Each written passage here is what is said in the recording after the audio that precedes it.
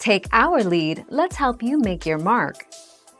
Our goal is your satisfaction. Let us show you the way. Everyday Americans were able to buy room units and enjoy cool comfort year-round. In 1953 alone, 1 million air conditioners were sold.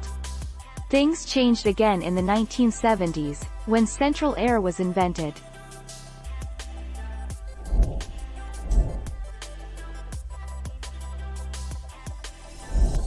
Make your mark, take our lead.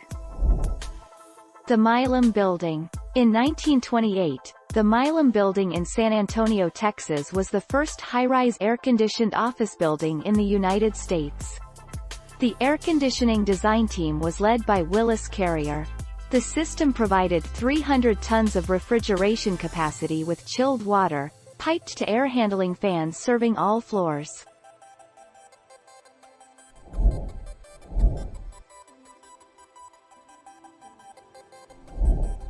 Take our lead.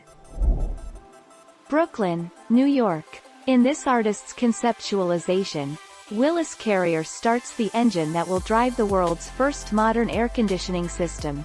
Installed in the summer of 1902 at the Sackett and Wilhelms printing plant in Brooklyn, New York.